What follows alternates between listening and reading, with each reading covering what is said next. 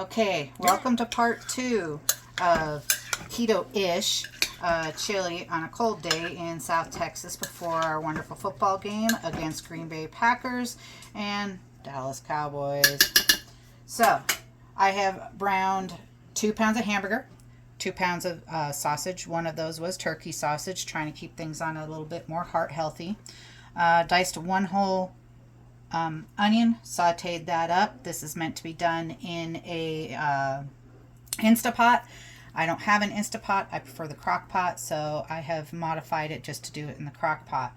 So there you have the meat and the sauce, the meat and the onions. From there, we are going to add 6 tablespoons of chili powder. This is because it's a double recipe. Therefore, I'm doing 6 chili powder, 2 tablespoons of unsweetened cocoa powder. I know, I thought it was weird myself, but it's actually pretty good. Then we have 1 or 2 tablespoons of smoked paprika, 4 tablespoons of cumin,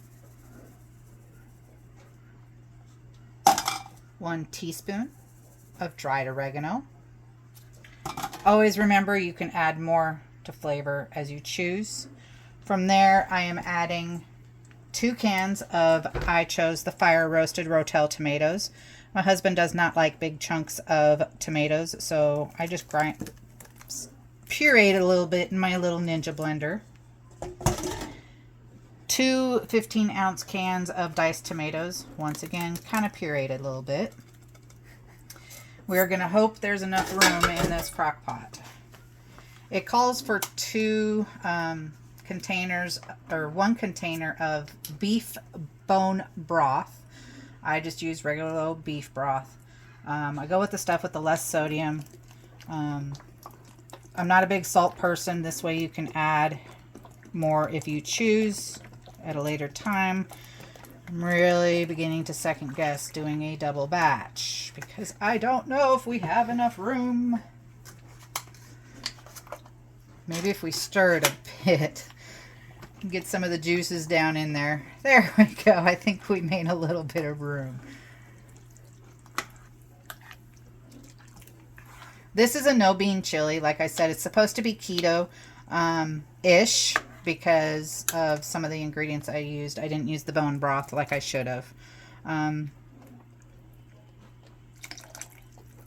Just top off with the 2nd container of beef broth.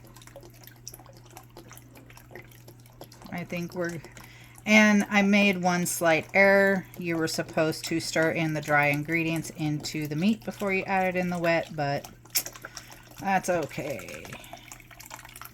And we made it.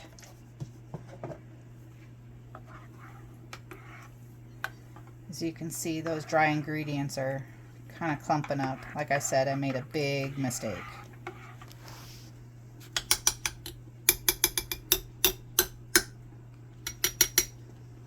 From here, I am going to get a clean spoon since I made a mess out of that one.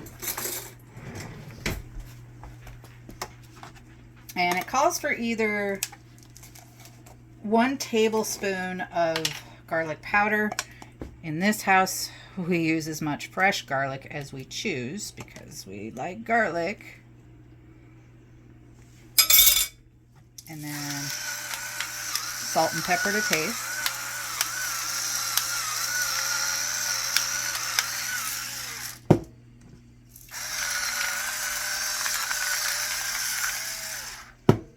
And from here, I am going to set it on low. We're going to go for 7 hours so I can check it at that point in time.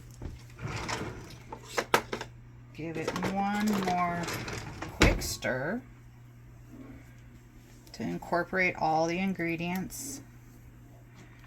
Now my family gets to suffer the rest of the day smelling this cook, waiting for dinner time to eat this. I will post a part 3 after it's done with the final ingredients to finish this off. Thank you and welcome to a cold day, January 14th, to Bimbo Farms. And this is how we are going to stay warm.